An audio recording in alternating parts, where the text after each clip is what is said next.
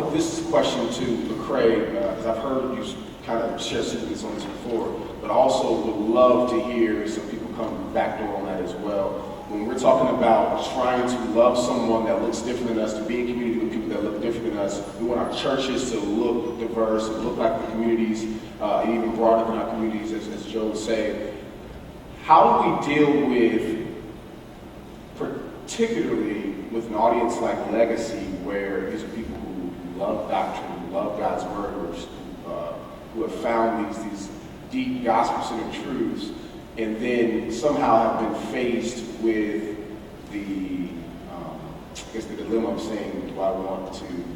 have this good doctrine, do I want to assimilate to something like a culture that I may not be comfortable in? Like, how do we deal with that? How much is too far? And what were your views on that as far as assimilating to a particular culture of the church? It's good. We were actually talking about this backstage. I can start by just using my own personal story and just saying how I became a Christian. And when I became a Christian, contextually, or the people around me were predominantly African American people, and so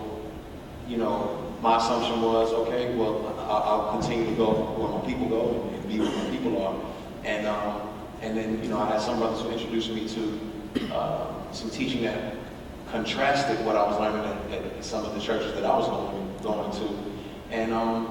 then a struggle began. A struggle began for desiring cultural context, but then also feeling as if because this is the perspective that I was learning, which I don't agree with now. But what I was learning was, hey, what you're learning in terms of this conservative theology, which comes from a predominantly white background, means white is right, and so you need to shun all things, and unfortunately a lot of the doctrine that did not agree with what I was now holding firm to were predominantly ethnic minority churches, and so the struggle began within me of saying, man, I want to embrace this particular view on Scripture. But there's also a cultural heritage that that is valuable to me, and I don't know how to reconcile this. And as the years went by, I began to learn. I was really I had a lot of self-hate going on there, where I was beginning to, because of what I was learning,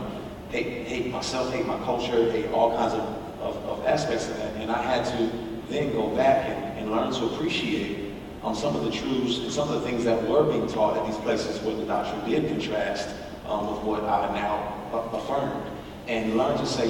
this is not, that there's things that are to be valued here, there's things that are to be appreciated, and I don't have to just throw the baby out with the bathwater. And then it began me on a longer journey of even beginning to understand that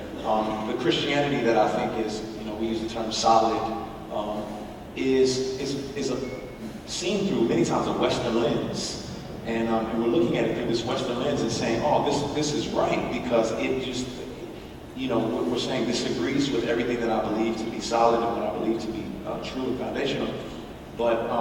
I started looking at some different teachers, different perspectives, guys who studied in Israel, who had a completely Eastern perspective on Scripture and on the Bible, and I began to even see that what I deemed solid still had flaws and still had cracks in it. And what we were discussing, and he uses beautiful analogy backstage, is that it's like watching a game, right? And there's different vantage points, and some you may see it from this particular perspective and say, this is the way it is, but you're only seeing one view of that, and some people may have a more holistic or a broader view, but they're still missing some other views on the field. And I think when we begin to build relationships, we begin to truly deepen our relationships culturally and ethnically, then we begin to see the broader picture, the truer picture of what it means to be a Christian and what it means to be a body. And as my brother D.A. always says, a body is closer to the community. You need your body, you need your arms, you need your legs, and if we don't feel like we need each other, there's a real problem. So that's what I've experienced in my journey, where now I'm learning to say, man, there's much to be appreciated all around, and I don't have to just kind of take a camp and say, now, obviously I've matured, I learned how to study my Bible, so I'm not just chewing up all the nonsense, I know how to chew up the meat and spit out the bones, but that's been my experience.